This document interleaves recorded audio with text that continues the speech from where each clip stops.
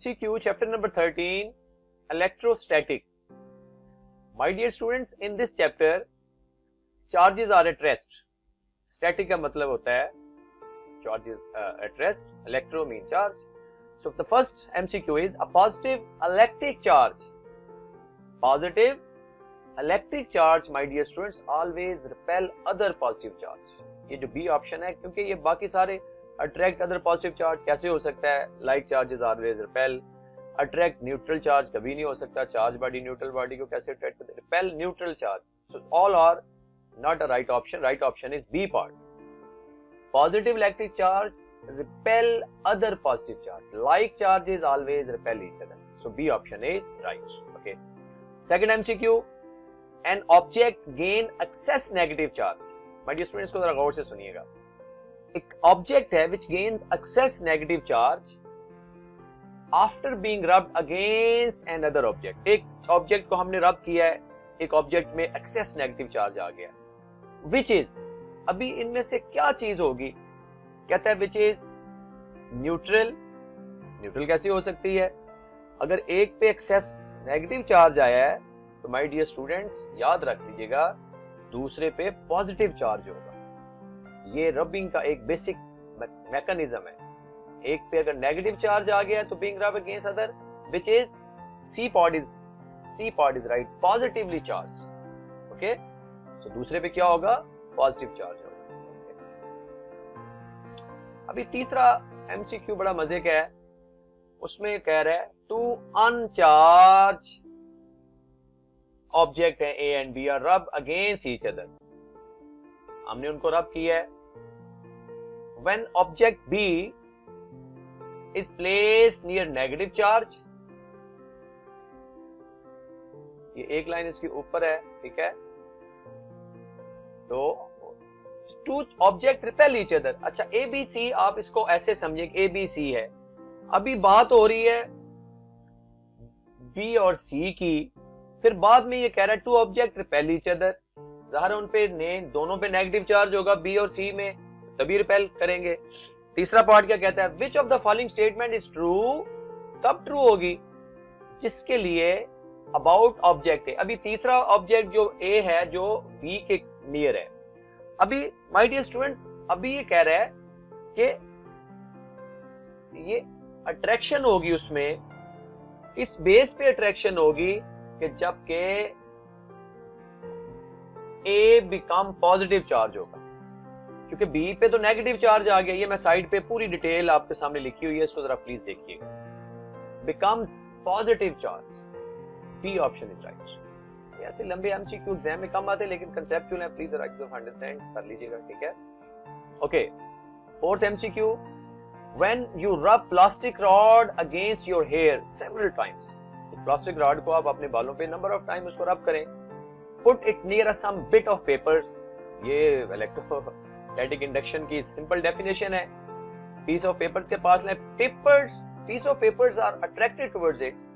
What does this observation indicate? My dear student, गौर से जरा देखिएगा. रॉड एंड पेपर जब तक ऑपोजिट चार्ज नहीं होंगे उस वक्त तक रॉड पेपर को अट्रैक्ट नहीं कर सकता. इसको कहते हैं डिस्ट्रीब्यूशन ऑफ चार्जेस. चार्जेस एक साइड पे आ जाते हैं, पॉजिटिव और नेगेटिव. कुछ देर के लिए पेजेस अट्रैक्ट होते हैं, जब दोनों पे इक्वल चार्ज आ जाएगा, रीडिस्ट्रीब्यूट होगा, फिर वो पेजेस सेपरेट हो जाएंगे. तो ए ऑप्शन पे मैं जाऊंगा. Rub rod and paper are oppositely charge. इसलिए सारे बाकी पढ़ने की जरूरत नहीं है, मैं इसलिए आपको वो राइट ऑप्शन बता रहा हूं. Fifth one is according to Coulomb's law. Coulomb's law आपके सामने सबके साथ है. What happens to the attraction of two oppositely charge object as their distance separation increases. अच्छा, डिस्टेंस इंक्रीज कर रहे हैं तो F is equal to K Q1 Q2 by R square है. अभी वो कह रहा है डिस्टेंस इंक्रीज हो रहा है तो फोर्स डिक्रीज होगी my dear students. Okay, force and distance always inversely proportional है. ये बी ऑप्शन पे मैं जाऊंगा. B option is right, which is decreases. ये कूलम्स लॉ का टॉपिक मैंने अपलोड किया हुआ है, जरा देखिएगा काइंडली, ठीक है. Six option, six MCQ. Coulomb's law is valid for the charge. ये कूलम्स लॉ की बेसिक डेफिनेशन में है कि स्टेशनरी चार्ज होंगे लेकिन पॉइंट चार्ज होंगे.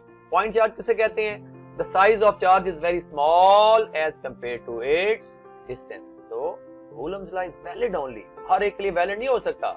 स्टेशनरी है क्योंकि इलेक्ट्रोस्टैटिक है, एंड पॉइंट चार्ज स्टेशनरी है, तो सी ऑप्शन पे मैं जाऊंगा, सी ऑप्शन लगता है। चलें जी आगे।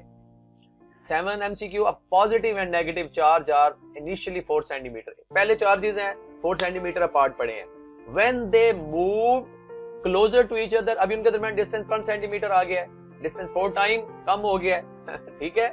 अभी इन दोनों को कैलकुलेट करेंगे, मैं आपको साइड पे ये कैलकुलेशन दिखाऊंगा इंशाल्लाह, ये वाली साइड पे। एक को फोर्स निकालें 4 सेंटीमीटर के साथ से, दूसरी की फोर्स निकालें, तो ऑटोमेटिकली जो एक 1 का 4 टाइम्स है, तो जब स्क्वायर डिनोमिनेटर में आएगा तो क्या हो जाएगा, जब फोर्सेस होंगी तो आपस में इनके दरमियान force between them is 16 times, क्योंकि जितनी डिस्टेंस कम हो गया ना, ठीक है, 4 सेंटीमीटर डिस्टेंस में 1 सेंटीमीटर आ गया, तो 4 4 the 16 times greater than the before.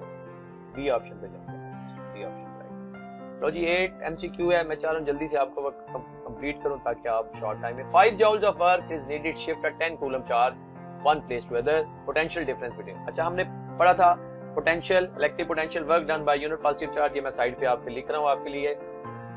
V is equal W by Q है, तो वर्क कितना है 5 जूल है, चार्ज 10 है, तो 5 by 10 my dear student 0.5 volt पे जाऊंगा मैं, ए ऑप्शन पे, ए ऑप्शन इज राइट।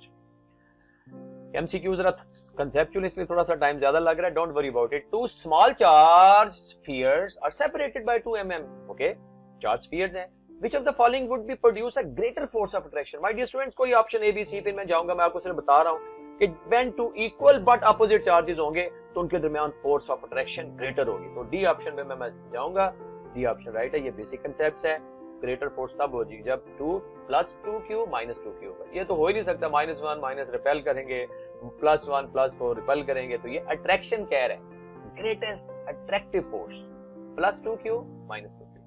लो जी लास्ट MCQ है, इलेक्ट्रिक लाइंस ऑफ फोर्सेस। जब आप इसके शॉर्ट आंसर पे जाएंगे माय डियर स्टूडेंट्स, तो आप देखते हो किसी भी चार्ज की लाइंस ऑफ फोर्सेस आप ड्रा करते हो, कोई भी लाइन क्रॉस करती है, क्योंकि each and every point having their intake और डिफरेंट इंटेंसिटी है, तो आंसर इसका electric lines of forces never cross each other. ये आपको मैं एक फिगर बता दूंगा, चार्ज के साथ लाइनें सारी निकल रही होती है, तो वो नेवर क्रॉस ईच अदर। तो ये थे माय डियर स्टूडेंट्स, क्योंकि प्रॉपर्टीज ऑफ इलेक्ट्रिक लाइंस में आपने ये पढ़ी है कि नेवर क्रॉस ईच अदर। तो ये माय डियर स्टूडेंट्स आपके थे MCQs, आई होप कि आपने इनको अंडरस्टैंड किया होगा। My dear student last MCQ chapter number 13 का, capacitance is defined as. Capacitance को कैसे हम डिफाइन करेंगे, क्योंकि Q प्रोपोर्शनल टू V है माय डियर स्टूडेंट, तो जब Q प्रोपोर्शनल टू V है तो कैपेसिटेंस क्या होगी, C is equal to always Q by V। ये C इज इक्वल टू हम किस पे जाएंगे, Q बाई V पे। B option is right. Thank you.